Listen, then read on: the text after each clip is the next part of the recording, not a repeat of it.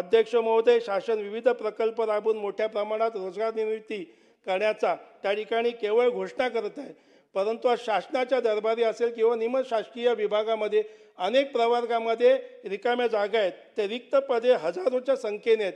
ते जर भरलं तर अनेक लोकांना त्या ठिकाणी नोकरी कायमस्वरूपी मिळू शकते. अध्यक्ष महोदय, निवडणुकीच्या तोंडावरती शासनाने शेतकऱ्यांना संपूर्ण कर्जमुक्त करण्याची घोषणा केली होती, परंतु शासनाला त्याचा विसर पडलेला आहे. अद्यापही शेतकऱ्यांचा, या राज्यातील शेतकऱ्यांचा कर्जमाफी झालेली नाही आहे. सावकारी कर्जाला कंटाळून शेतकरी आत्महत्येच्या छायेत आहेत.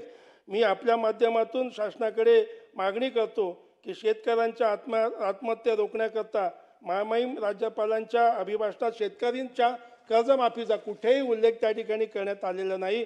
अध्यक्ष महोदय, शासनाने जवळजवळ 4,500 कोटी खर्चाचं एकूण 1100 किलोमीटर लांबीच्या 147 प्रमुख रस्ते सुधारण्याचा प्रकल्पांना मंजुरी दिली असं त्या ठिकाणी म्हटलं गेलं आहे.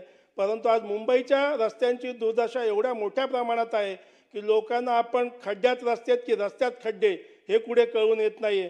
त्याचबरोबर मुंबईच्या त्या ठिकाणी जवळ असलेल्या पालघर जिल्ह्यामध्ये देखील अनेक आदिवासी पाड्यांमध्ये आजही गावागावामध्ये पक्के रस्ते नाही आहेत, त्या ठिकाणी वाहतुकीची सोय नाही आहे आणि त्यामुळे शाळकरी विद्यार्थ्यांना शाळेत येता जाताना जंगलातून, नदी नाल्यातून त्या ठिकाणी त्यांना यावं लागतं. अनेक रुग्णांना त्या ठिकाणी ज्या आमच्या गरोदर माता आहेत त्यांना देखील उपचार करताना किंवा त्या ठिकाणी औषध उपचार घेताना अनेक पाड्यांपर्यंत त्या हॉस्पिटलपर्यंत पोचू शकत नाही. अनेकदा रुग्णांना व गरोदर मातांना कापडांच्या झोळीमधून नेऊन त्यांना त्या ठिकाणी रुग्णालयापर्यंत जावं लागतं.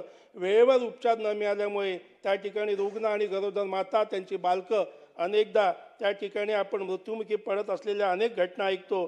त्यामुळे शासनाने पालघर जिल्ह्याचं राज्यातील अतिदुर्गम भागात रस्ते उपलब्ध करून देण्याची आवश्यकता आहे. या ठिकाणी मी शासनाचं लक्ष वेधतोय.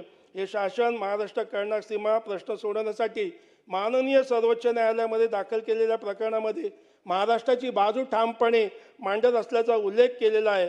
परंतु सोलापूर जिल्ह्यामधील सीमावर्ती क्षेत्रामध्ये राहणाऱ्या मराठी भाषिक जनतेला अजूनही पाण्यासाठी खंडित राहावं लागतं आणि अनेक महाराष्ट्रातील सीमावर्ती गावामध्ये पाणी परिषदेअंतर्गत एकमताने ठराव मंजूर करण्यात आला आणि त्यांनी कर्नाटक राज्यात विलीन होण्याचा निर्णय त्या ठिकाणी घेतल्याचं मध्यंतरीच्या काळात दिसलेलं आहे. ही अत्यंत गंभीर बाब आहे. शासनाने सीमावर्ती भागातील मराठी भाषिकांकडे त्या ठिकाणी लक्ष दिलं पाहिजे. अनेकदा आपण अध्यक्ष महोदय, आंध्र प्रदेशामध्ये शक्ती कायद्याच्या अंमलबजावणीनंतर 2च मिनिटं, शक्ती कायद्याच्या अंमलबजावणीनंतर महिला अत्याचारांची संख्या, त्या ठिकाणी जी गुन्हे आहेत ती रोखण्यात आली, त्यात त्यांना राज्याला यश आलं. परंतु महाराष्ट्रात त्याच धर्तीवर शक्ती कायदा बनवण्यात आला होता, परंतु काही कारणामुळे केंद्राची अंतिम मंजुरी न मिळाल्यामुळे त्या ठिकाणी महिलांचा अत्याचार विरोधी महाविकास आघाडीने सरकारने केलेला शक्ती कायदा आणला गेला, परंतु माननीय राष्ट्रपतींची त्या ठिकाणी सही झाली नाही आणि त्याच्यामुळे तो आता विधेयक मागे घेणार आहे अशी चर्चा एक प्रकारची आहे. माझी आपल्याकडे मागणी आहे की राज्यात दिवसेंदिवस महिला अत्याचाराच्या घटना वाढत असल्यामुळे अशा परिस्थितीमध्ये शक्ती कायद्याची आवश्यकता असताना राष्ट्रपतींनी स्वाक्षरी का केली नाही अशी देखील एक सर्वसामान्यांना प्रश्न पडला आहे. तर तातडीने राज्याच्या सरकारने शक्ती कायदा लागू करण्यासंदर्भात योग्य निर्णय घ्यावा.